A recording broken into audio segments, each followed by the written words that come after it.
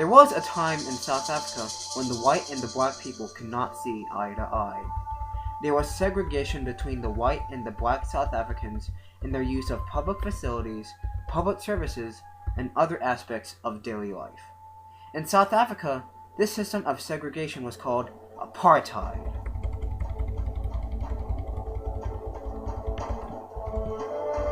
Apartheid in South Africa was officially established in 1948, when the government passed the Population Registration Act that assigned separate residential areas to whites and blacks. But in reality, racial segregation started in that country way before 1948. In the early 1900s, there was a bubonic epidemic. The South African government drove black residents suspected of carrying the disease away from the cities to live in areas called townships. In these townships, many black people were forced to live in poverty and under horrible conditions. Under the apartheid period, white-controlled governments of South Africa enforced hundreds of apartheid laws. One author described them as ways to control and disadvantage the blacks from the cradle to the grave. There are laws that removed their property and voting rights. They are not allowed to have sexual relations with whites. They have very limited right to proper education, healthcare, and other social services. The blacks organized protests against the government. These protests usually ended in violence. The 1960 shot bill is an example. That incident started as a non-violent protest, but later, the police started opening fire at the protesters. Many people died. Many were wounded. Many were arrested. One of those arrested was Nelson Mandela, who at that time was a young lawyer and leader of the black opposition. With this arrest, Mandela was sentenced to life imprisonment in 1963.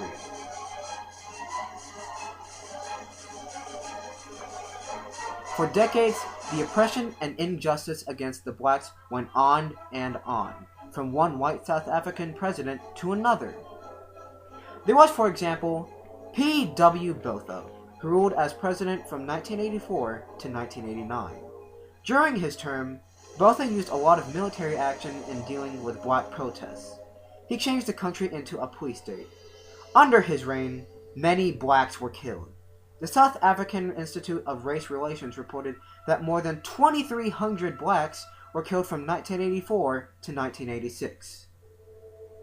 The international community did not approve of Botha's military actions. Several countries, including the United States, declared boycotts against South Africa if Botha continued with his military action against the blacks.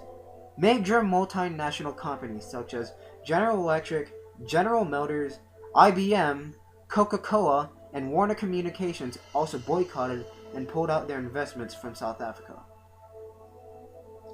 When Botha left office in 1989, F.W. de Klerk was elected as the 7th president of South Africa. At first, de Klerk actually seemed no different from the past white presidents of South Africa. As one author said, de Klerk was the most predictable among South Africa's white presidents, as he seemed to be almost genetically designed to defend white rule. Why not indeed? De Klerk was raised in a family with very conservative political views. His father and his grandfather played important roles in the white nationalist party. The black opposition feared the new president F.W. de Klerk.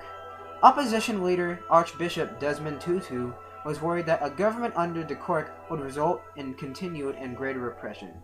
He thought de Klerk would be a more fearful leader than ex-President Botha because de Klerk used to be an outspoken supporter of segregation in education and strongly opposed black leaders' participation in the government.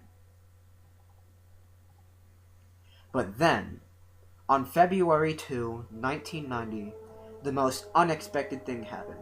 On that day came the turning point in South Africa's history as a nation. That day, de Klerk delivered his speech at the opening session of the parliament. His speech contained shocking announcements that stunned everyone in South Africa. Almost everyone, including his wife, did not know what he was going to announce that day. His supporters and even his critics could not believe the radical changes his announcements would bring. I wish to focus the spotlight on the process of negotiation and related issues. The key to reconciliation, peace, and a new and just dispensation. Today, I'm able to announce far-reaching decisions in this connection.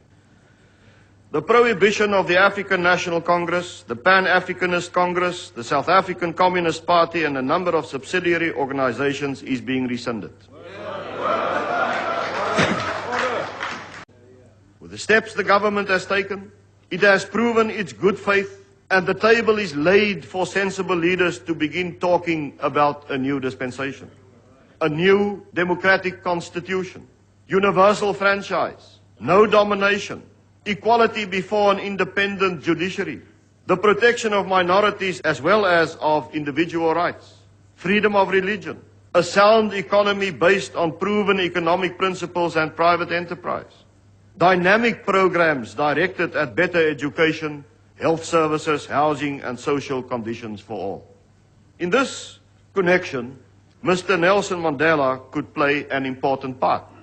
The government has noted that he has declared himself to be willing to make a constructive contribution to the peaceful political process in South Africa. I wish to put it plainly that the government has taken a firm decision to release Mr. Mandela unconditionally.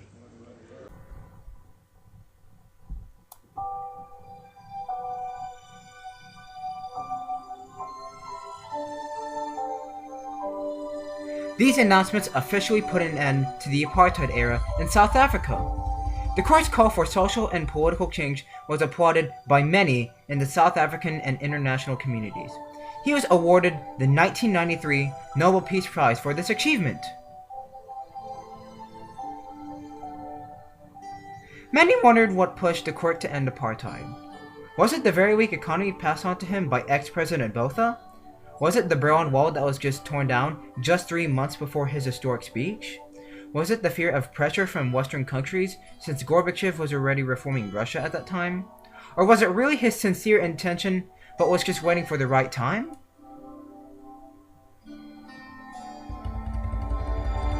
Whatever his motivations were, the court successfully created a turning point in South African history.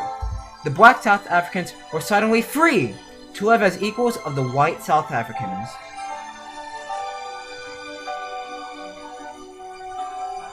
But the road rebuilding the country was not an easy process. In the beginning, even black political groups were very much divided. Disagreements led to violence and killings.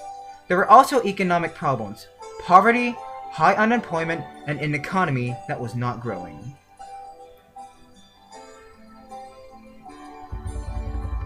But little by little, the changes came. In April 1994, South Africa finally held its first general elections for citizens of all races, where Nelson Mandela was proclaimed as South Africa's first African president. Politically, black South Africans started holding government offices and took part in running their country and shaping its future. The economic changes came much later. It was only after 2002 when the poverty level started going down and the economy started growing. Today, South Africa continues to face political and economic challenges in its day-to-day life, just like any other country in the world. But this South African experience has shown the world that there is no better way to solve national problems than in a society where everyone, regardless of race or religion, can all live as equal human beings. In South Africa today, blacks and whites can now work side by side for their country, all because one day in February 23 years ago, a man was bold enough to use his power to make this a reality.